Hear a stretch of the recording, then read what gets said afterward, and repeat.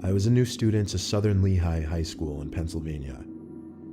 Going into my junior year of high school not knowing anyone was really rough. Everyone obviously had their friend group sorted out by then. The worst part was lunchtime though. My school wouldn't let juniors leave for lunch, only seniors, so I had to eat in the cafeteria.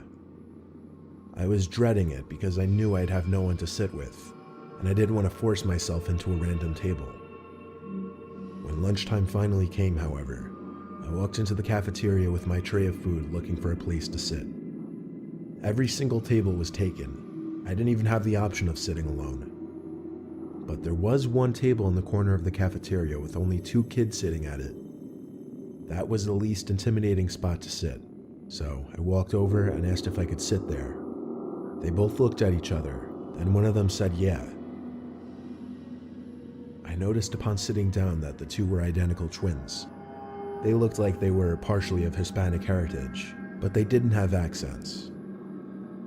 They honestly seemed alright. They introduced themselves as Antonio and Bruno, and they had a conversation with me. They invited me to hang out with them after school, and honestly I figured why not? I had to start off somewhere as far as making friends. I got their numbers, and after school I went home to drop off all my stuff. Shortly after I got a text from Bruno, telling me he and his brother were planning on hanging out. He told me to meet them around 9 that night at the nearby cemetery that was like a 10-minute walk from my house. He said there was a cool hangout spot near there. Plus, the first day of school was on a Friday, so we had off the next day. I had nothing to do, so I said, yeah, I'm down. When the time came, Bruno texted me one more time asking if I was still coming. I said, yeah, I'm gonna leave in a few, and confirmed we were meeting on the road by the cemetery. He said yeah, so I began my walk in the dark to the cemetery. The longer I walked, the more I thought about my whole move and being the new kid in high school, and thinking about the fact that I was literally walking to a cemetery at night to hang out with 2 kids I just met. But anyway, I got to the little road next to the cemetery and asked Bruno where they were. He started typing right away, and he said they were in the woods hanging by a small lake that they wanted to show me. Then he promptly sent his location. So I made my way into the woods, pushing branches out of my way, using my tiny phone flashlight as my only light. I started calling for Bruno and Antonio as I felt like I was close enough, according to the location he sent me at least. Suddenly I heard footsteps, so I stopped. Definitely footsteps approaching me, but they were very low and slow. I called out that they better not be trying to scare me. When they weren't answering me though, I decided this was stupid. I turned and started walking back towards the road. But those footsteps I mentioned earlier, they turned from quiet and slow to fast, and before I could even react, someone had their nails digging into my neck, effectively choking me. I heard a familiar voice screaming, "Grab him, grab him." I managed to break free from this sort of chokehold and sprinted towards the road. I know they followed me until the tree line by the road. I was faster than them, and I could run for miles. And that's what I did. I ran straight home and told my parents. They considered calling the cops, but I thought it would be better to get pictures of the nail marks on my neck and report it to the school the next day. That's what we did, and with the help of the text that I got from Bruno, I was able to get the 2 students expelled. My parents made me block both their numbers. I didn't exactly argue with that though. My parents wanted me to confirm that these kids didn't know where we lived, and I told them simply, not as far as I know. So anyway, one night about a week later, I woke up to my room feeling really cold. I heard the sound of wind blowing into my room, and I looked at the window to see it was slid completely open. I wondered if my mom came in to open it, but that would make absolutely no sense. It was like 50 degrees out that night. I walked over to it and looked down below. A few feet below my bedroom window, there's a part of the exterior of my house that comes outward, creating a sort of ledge underneath my window that my father always told me to jump onto in case of a fire. I shut my window and walked over to my parents' bedroom. I gently knocked and opened the door, and my mom groggily asked what. I had to ask her if she opened my window. She sat up saying, "No, why?" I told her in a louder, more concerned voice now that my window was opened all the way by somebody. She started shaking my dad to wake him up and go check my room with me. But when he woke up, he told me to grow up and go back to sleep. I left my parents' door open as I walked back down the hall to my room. Then, I picked up on something that I'm surprised I picked up on. My door. It seemed to be half shut now, as opposed to completely open when I left. I pushed the door open just a little bit so I could get a look through the crack and see if, someone was behind the door. Even though I had the thought of the possibility, I never could have actually expected to see it. There was someone hiding behind my door. I screamed for my dad like a little girl. I screamed so loud I'm sure it could be heard 3 doors down. Then my door suddenly slammed shut, just as my dad came rushing out of his room over to me. I screamed, "There's people in my room," so he barged into the room and turned the light on. At that moment, we saw the leg of a person jumping out my window. My dad ran to the window, then downstairs and out the front door to attempt to chase them down, but he came back a few minutes later out of breath, saying he didn't see anyone. Full of energy and fear, I swore it had to be those twins that I got expelled. My dad called the police, and I had to talk to them when they arrived, explaining the whole story back to the incident in the woods. My father backed up my story, but without proof of who entered, they said there wasn't anything they could do. They merely ordered us to lock the doors and consider installing cameras outside. As positive I am that it was either one of or both of those twins in my room, after getting through a solid couple months of sleeping in fear, nothing to this nature ever happened again. Looking back now, I don't know why I was so willing to meet these kids in the woods at night.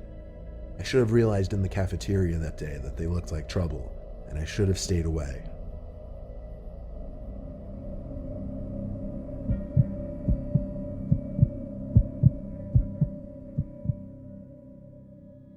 Freshman year of high school, 2007. Gym class, last period. We had a substitute gym teacher on one of the stormiest days of the year. He was an older man, not a senior citizen, but gray, maybe 55 to 60. He took attendance, and when he passed me, he did a double take at me, which I found a bit uncomfortable. Not to float my own boat, but I always understood I looked older and really good for a freshman in high school. The sub told us to get into our volleyball teams, and he disappeared into the hall by the locker rooms for a while. 40 minutes went by and the period was over. It was time for us to get changed and go home. I got into the locker room, but for some reason, my locker wasn't opening. I tried my usual combination over and over and over. It wouldn't click open though. I had to go to the sub and let him know to ask for my combination again. I figured maybe the combo just slipped from my mind for some reason. The sub told me to give him a few minutes and he'd get the list of locker combos. I waited outside the office, and out he finally came with a book in his hands, open to a specific page. He walked into the girls' locker room with me, which I didn't expect him to do. The locker room was basically empty now, with one girl finishing up changing. We walked over to my locker and tried the combination written down on the paper. It didn't work no matter how many times he tried it. Each time he tried it and failed, he would look at me and laugh. I would force myself to laugh along to be polite, but it started getting weird. He put his hand on my shoulder as he said, "We'll figure this out." He tried the combination again, with his hand still on my shoulder. When it didn't work again, I felt his hand slowly started inching down from my shoulder to my lower back. I pushed myself away and grabbed my bag, saying, "It's okay, I'm late for my bus." He tried a combo in the locker one more time, and it opened. He smiled and walked away. I waited till I heard the locker room door shut. Then I proceeded to getting changed quickly, when suddenly the room went dark. I finished pulling up my pants and shut my locker in the dark. I threw on my backpack and started walking to the back exit of the locker room, which led outside.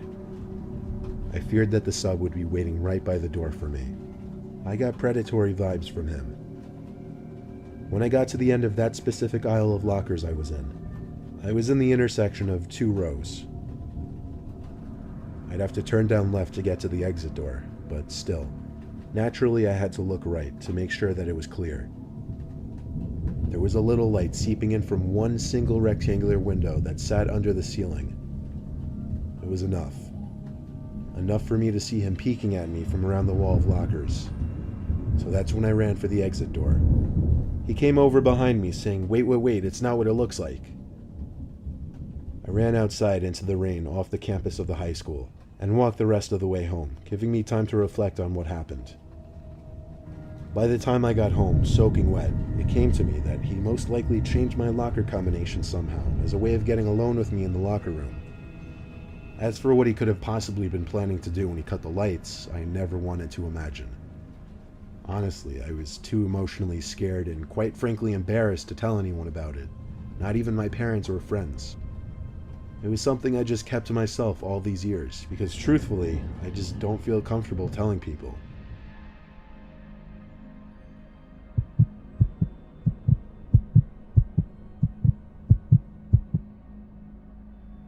When I was in high school, I was in the band. At my school, band was basically an easy A. It was either that, orchestra, or chorus, so I went with band. Anyhow, our band teacher, Mr. Nicholson, had the grading system set up so that as long as you attended class and went to your weekly lessons, you got an A. Sadly, towards the end of one quarter, I was missing 2 lessons, and because of that, my grade was a B.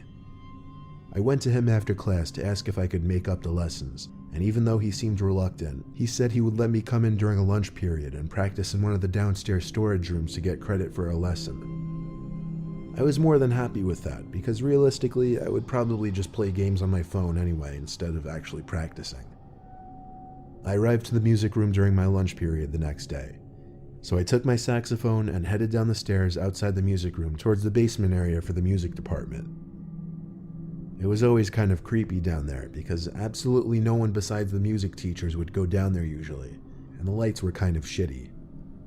I'd only been down there a couple times before that day. But anyway, I walked down the hallway, and on either side were a bunch of doors that led into small, maybe 7 by 7 feet rooms. All of these rooms were used for storing things like chairs, music stands, spare instruments, Christmas decorations, and whatever. I stepped into one of the rooms and shut the door. I set up my music on one of the stands in the room just in case Mr. Nicholson were to come down to check on me. But really, I didn't plan on actually playing. I started playing games on my phone and then flick. Darkness. Like, as dark as it could get. Minus my phone screen. I looked over to the light switch to the room just instinctively and flicked it up and down a few times, but that did nothing. I stumbled as I got up from the seat to open the door, to more darkness. I held my phone out in front of me to light up this little hallway, even if it was just barely. I think I had like an iPhone 3 or something, and those old ones didn't have flashlights. But anyway, that little light from my phone was enough to see one of the doors open near the end of the hall, and I heard something being dragged in that room, like one of the big plastic containers. There was also manic breathing, followed by animal-like grunting. Then I saw a big plastic container being pushed out of that room into the hallway. As I saw this, I turned off my phone screen and went back into the room I was just in.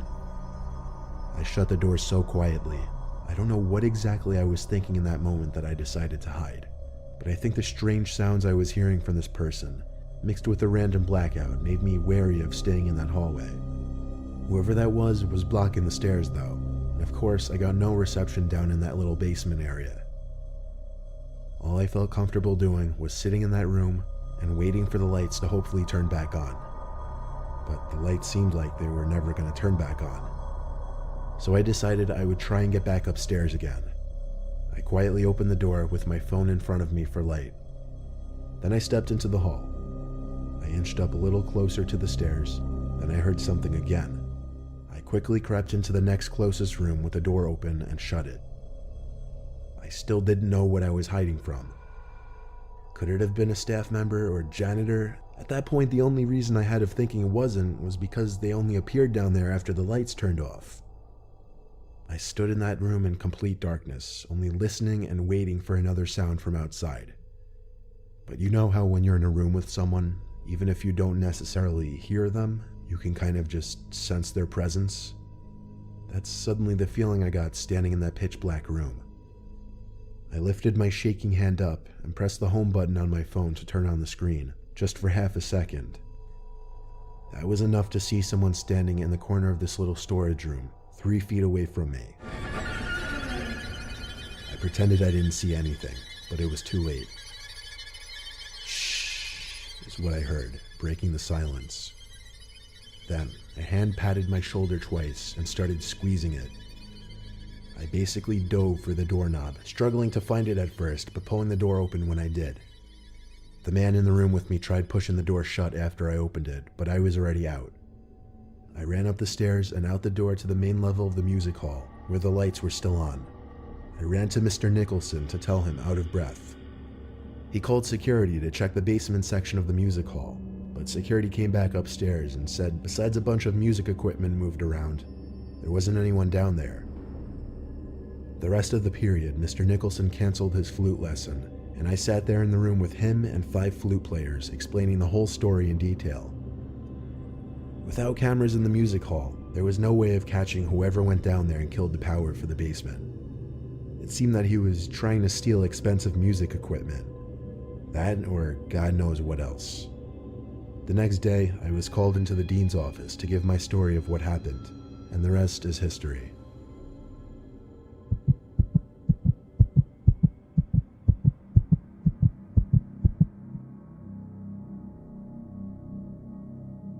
One night, my friends and I hatched a genius plan.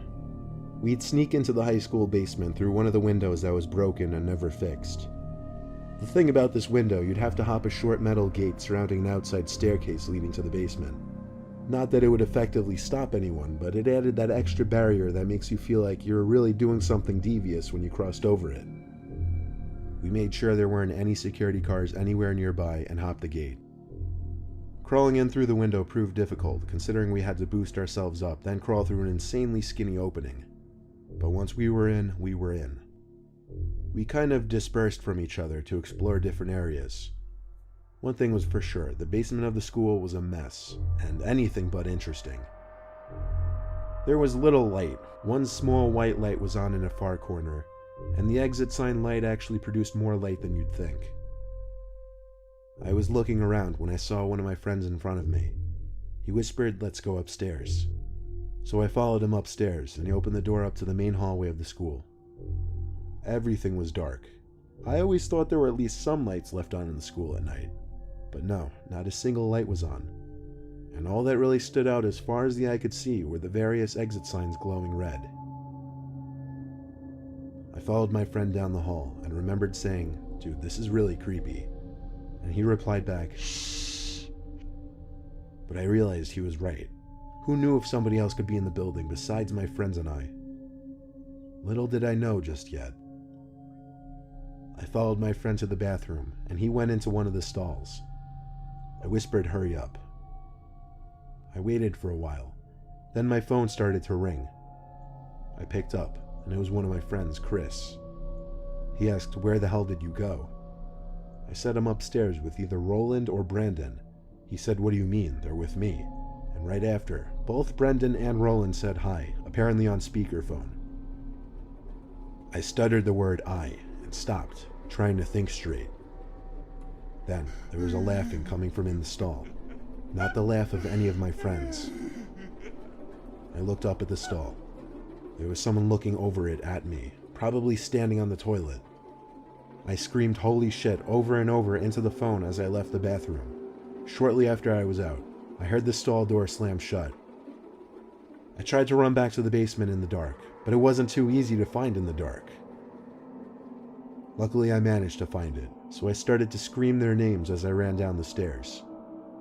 I screamed "go, go" when they answered, and we one by one jumped off some kind of bucket onto the window ledge and crawled back outside. I was the first one out though, afraid that person from the bathroom was following. When we were all outside, I explained to them, out of breath, while also laughing now that I felt safe with all of them next to me. I guess we were loud or something though, because as we all just started looking around at the whole school building and all the classroom windows, in one of the downstairs windows was someone with their hands pressed up on the glass. We could only see maybe half their face. I said that's gotta be him, as Roland ushered us to get the hell out of there. We ran until we were off the premises of the school, and that was that. We came up with a lot of possible explanations, but none of them really made sense. Obviously, we never did anything like that again, though.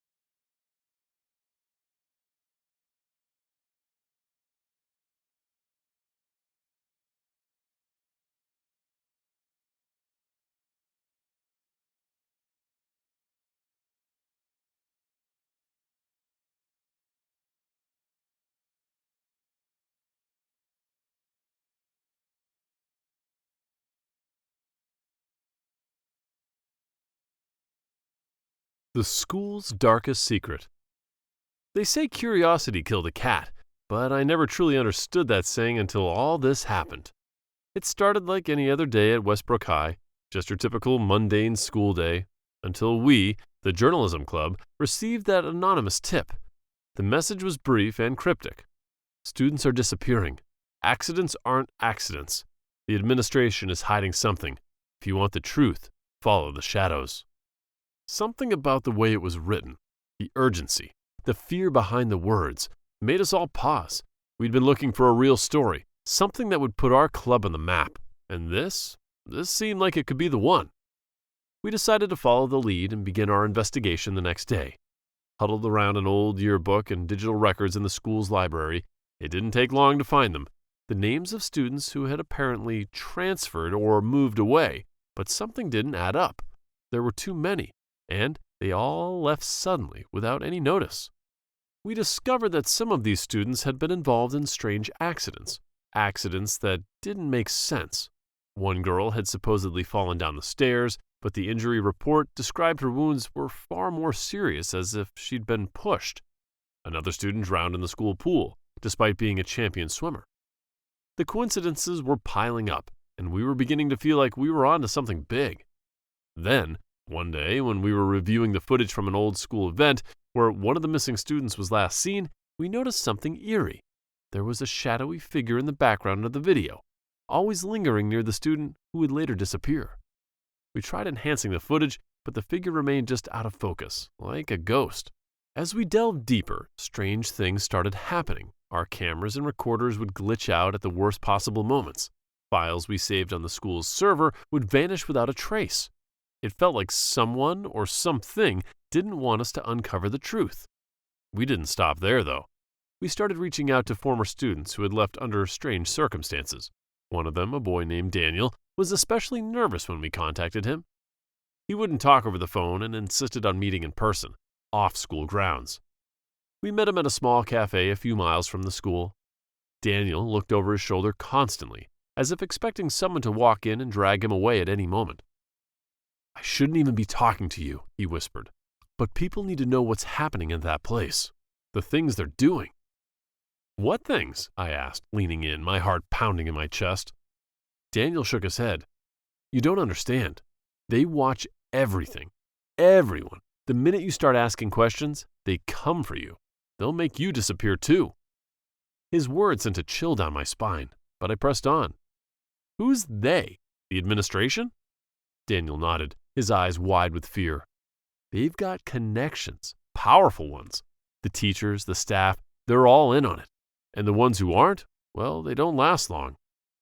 Despite the creeping dread, we pushed forward, determined to uncover what was really going on. We interviewed former teachers and students, many of whom hesitated to talk. The few who did speak to us hinted at illegal activities, bribery, threats, and worse, but no one had concrete evidence. It was as if a dark cloud hung over the school, silencing anyone who got too close to the truth. One teacher, Mr. Garrison, had resigned abruptly last year, citing personal reasons.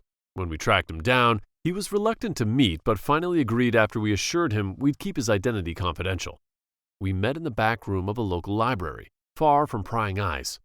Mr. Garrison looked like a man haunted by his past. His eyes were tired, and his hands trembled as he spoke. They approached me, he began, barely above a whisper. They said they needed someone to keep things quiet, to make sure certain reports didn't get out. When I refused, things started happening. My wife's car ran off the road one night. They said it was an accident, but I knew better. Who approached you? I asked, my voice steady, though I felt anything but calm inside. Principal Harrison, of course, Mr. Garrison replied, his expression darkening. But it's bigger than just him. There's a whole network behind him, pulling the strings. They've got connections to the local government, the police, hell, maybe even beyond that. They won't let anyone get in their way. We started noticing that we weren't alone. Someone or several someones was following us. We caught a glimpse of a figure standing in the distance as we left the school late at night, or footsteps echoing in empty hallways when we knew no one else should be there. And the worst part? The more we uncovered, the more our own records disappeared. Entire articles we had written vanished from the school's website. Our work, our evidence was being systematically erased. It was around this time that we started to argue. Some of us wanted to stop, to let the whole thing go before we got in too deep, but others, including myself, were convinced that we had to see it through. The truth had to be exposed, and we couldn't just walk away. The tension within our group was palpable. Every day brought new arguments, new doubts. Then the threats started. An anonymous note slipped into my locker. Stop now or you'll be next. My heart pounded as I read these words. We had all heard the stories about the students who had gone missing, the accidents that weren't accidents, and now it was clear. We were being warned. The others were scared, and I can't blame them, but we couldn't stop now. We felt like we owed it to those who had disappeared, to the students who had been silenced. We were their voice, their last chance for justice. We started working in secret, meeting in different locations, never staying in one place for too long. But the sense of being watched never left us. No matter how many precautions we took, meeting only during the day, leaving in groups, and always watching our backs, the dread only grew stronger. It felt like we were being hunted, like predators circling their prey, waiting for the perfect moment to strike. And then it happened. Morgan, one of our most determined members, didn't show up for our meeting. We tried calling her, texting her, nothing. It was like she had vanished into thin air. Panic set in. We reported her missing, but the authorities didn't seem to take it seriously. They said she probably ran away, that she'd turn up eventually, but we knew better. We were terrified, but determined to find out what happened to her. After a lot more digging, we finally found the last piece of the puzzle, a hidden file deep within the school's archives. It was encrypted, but Jake, our tech guru, managed to crack it. What we uncovered was worse than we could have imagined. It was a list of students who had all been silenced because they knew too much. The file included details of illegal experiments, bribes, and cover-ups orchestrated by the school administration to protect the reputation. And there, at the end of the list, was Morgan's name. We stared at the screen, horrified that there was no denying it now. Morgan had been taken, just like the others. The realization hit us, a punch to the gut. We were in real danger, the kind of danger you don't walk away from. Jake was first to break the silence. "We have to go to the police," he said, the fear etched deep on his face. "We can't handle this on our own." But I shook my head. "We can't trust anyone. The police might be in on it too. We need to be smart about this."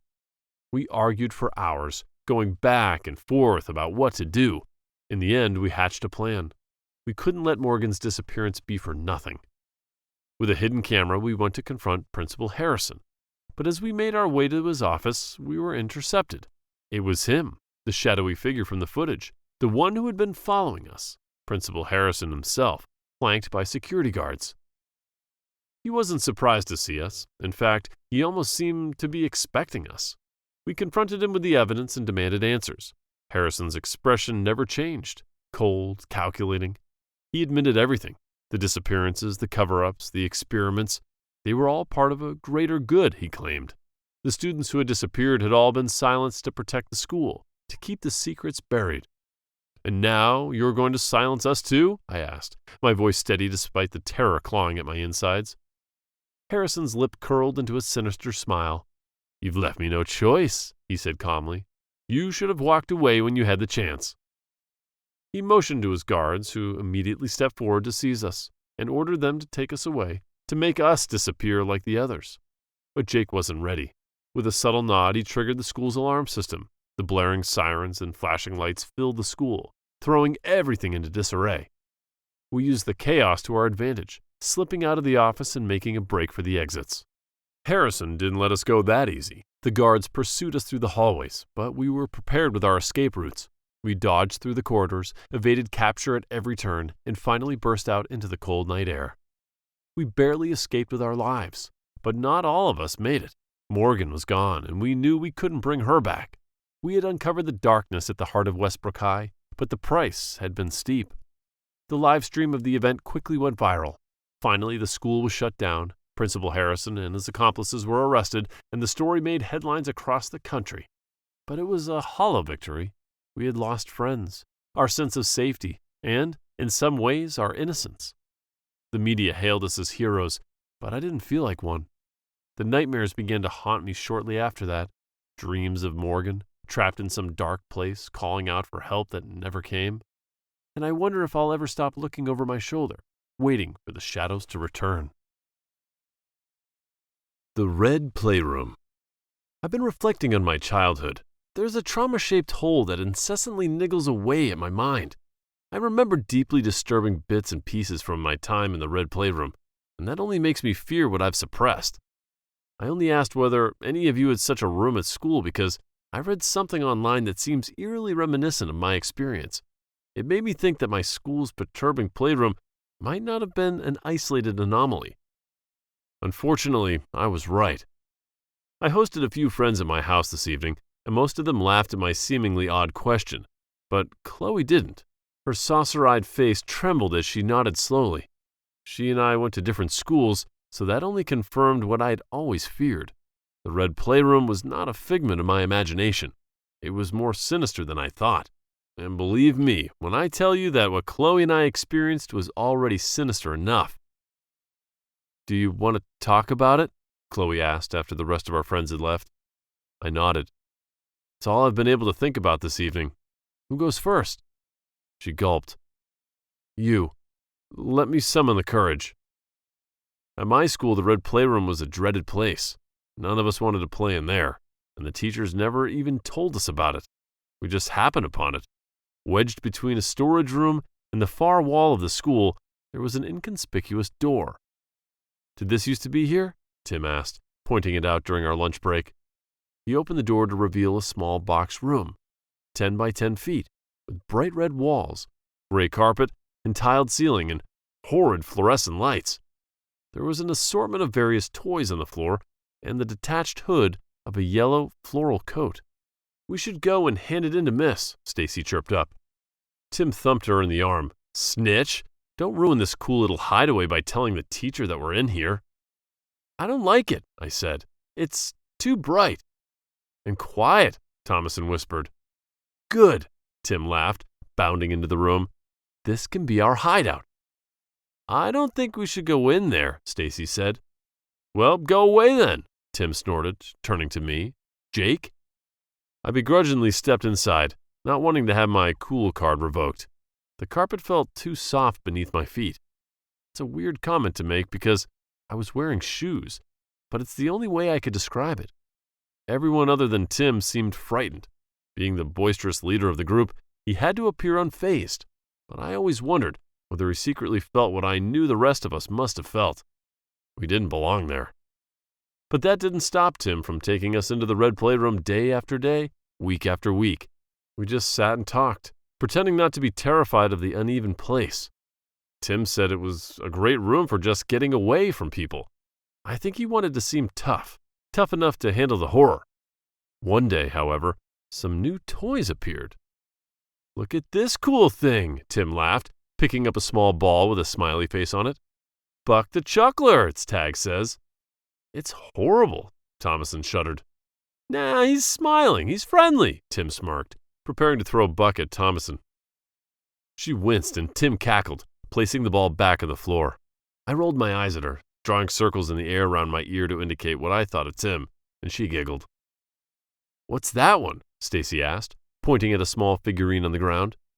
Tim picked it up, and we gathered around to get a better look. It was a plastic man dressed in a green hooded raincoat. At that moment, the bell sounded. "Come on," I said, "let's go."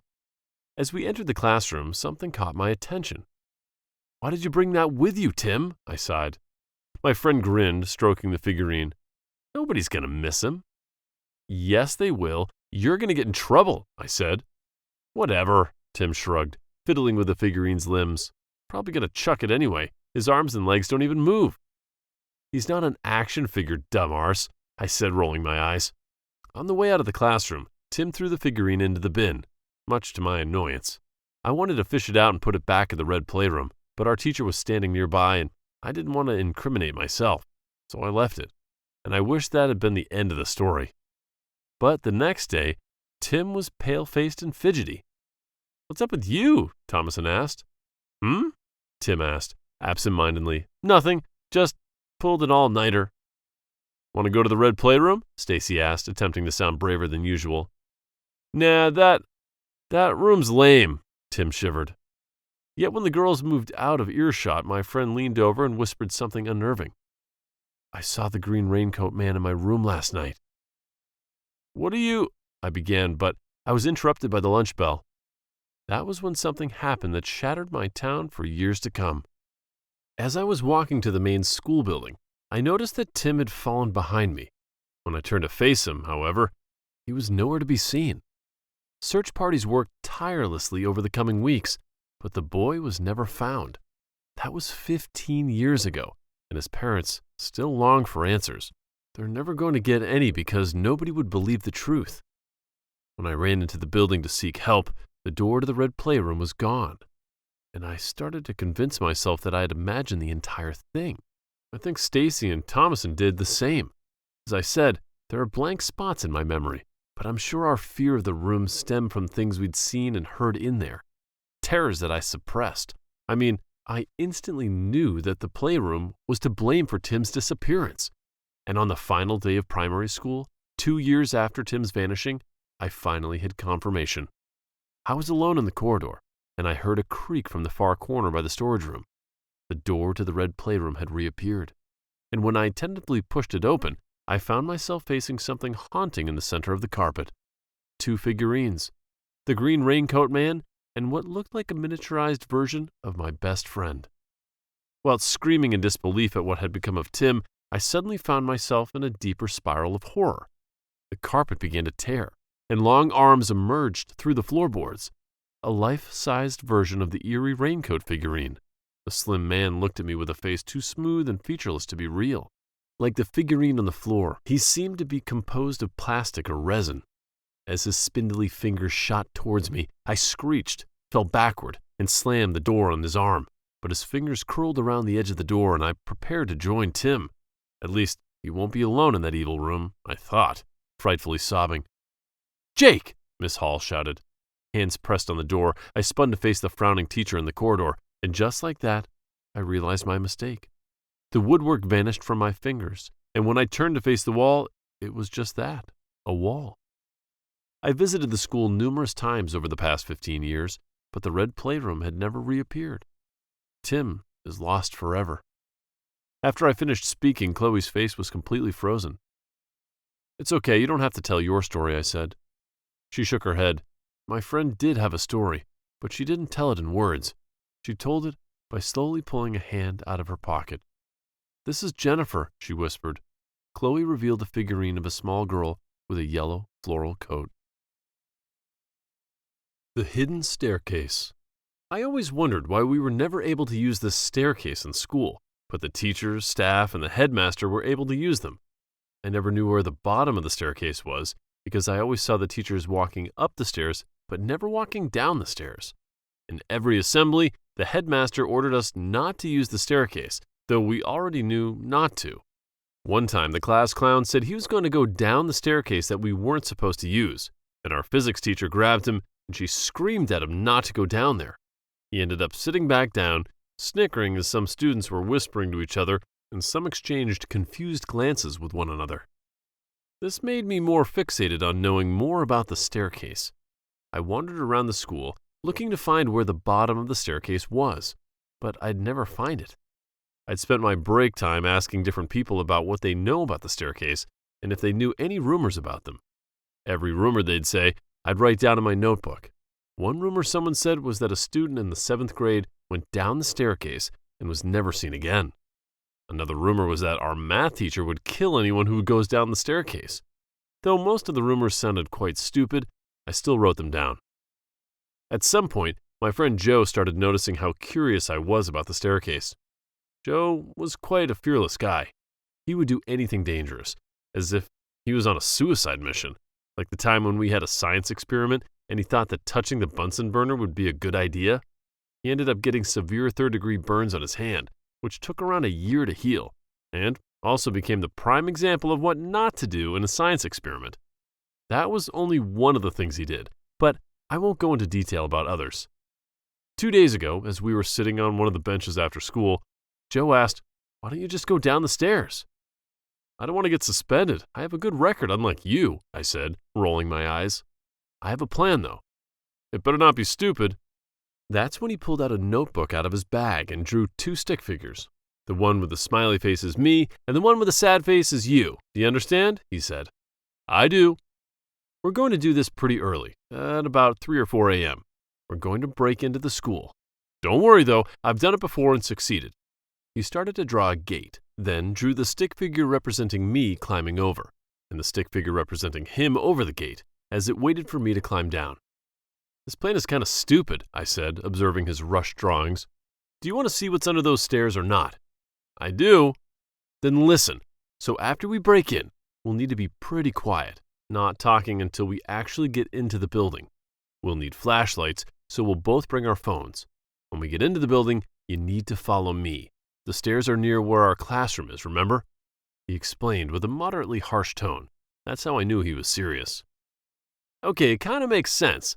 I'm going to go now, though. Tomorrow we'll just go through the plan again. Make sure to write it down.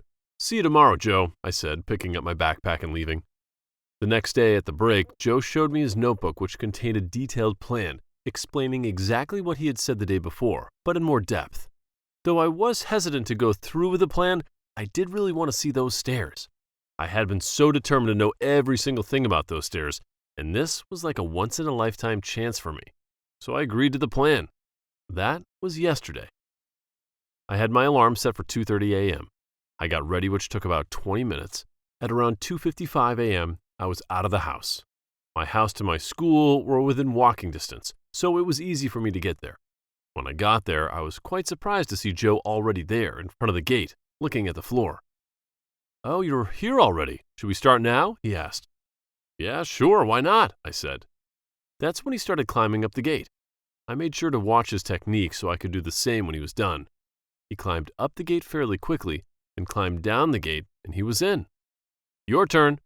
I slowly started climbing the gate, my arms shaking a bit every time I climbed higher. Eventually, I was able to get down. "Okay, now to get inside the building, we need to use the back of the building. There's a door there, and for some reason, it's never locked," he whispered, and I nodded. We started walking at a fast pace, making sure not to step on anything that would make noise. When we finally entered the building, I followed Joe. Using the flashlight on my phone, we slowly made our way up the stairs, being careful of our surroundings. After what felt like forever, we finally found the staircase. "Are you ready?" he whispered. "Of course." We started going down, step by step. It looked normal, and I didn't get why we couldn't use it. As we were going down further and further, a foul odor hit my nose and started getting stronger and stronger as we went down. "What is that smell?" I asked, holding my nose with one hand and holding my phone with the other. "You smell it too? It's horrible," he said. Though the smell was tormenting our nostrils, we kept on going. I started getting quite tired. I felt like I had been walking down those stairs for an eternity. At some point, as I continued to point my flashlight downward, I saw something. Something abnormal, out of this world. I held Joe's arm so he wouldn't go down any more steps. He was about to open his mouth to speak until he also saw what I was seeing and immediately closed his mouth. We saw darkness, but in that darkness were faces. Some were crying, some were smiling, but as they looked directly into our eyes, their faces became angry, full of hatred. They started screaming and shouting unintelligible words. They reached their arms out to us. That's when the darkness started rising, and I screamed at Joe to run, hyperventilating as tears streamed down my face. I rapidly ran up the stairs as the darkness slowly consumed our every step. As Joe was running, though, he tripped up a step and fell. I screamed and heard the sound of synchronized laughter and the sound of Joe screaming in agony and terror as the creatures pulled him into the void. I kept running up and up the stairs and didn't dare to look behind me. Somehow I was able to reach the top of the stairs, and when I did, I collapsed to the floor, shaking uncontrollably, tears still streaming down my face as I covered my face, screaming. Someone tapped my shoulder, and as I uncovered my face, I realized it was my physics teacher. She stared at me, with a mix of emotions on her face. She held her hand out, gesturing me to get up. When I got up, I realized she wasn't the only one there. All the teachers that taught my classes were there, in a line, all staring at me. Some were crying, some were just staring blankly at me with no expression. "You're going to have to go to the headmaster's office. I'm sorry," she said, her voice slightly quivering. When we arrived, she opened the door, and as she shut it, I heard the sound of the door locking. That's when I realized this wasn't the headmaster's office. That was a few hours ago now, and I'm still here. My phone's on 46%, and I'm just sitting here, wondering if it was worth it. I should have just listened. Now I've lost my best friend, and I'm going to rot here. And if anyone finds me, they'll only find my decaying body. I'm posting this for everyone to know my story, and to say goodbye.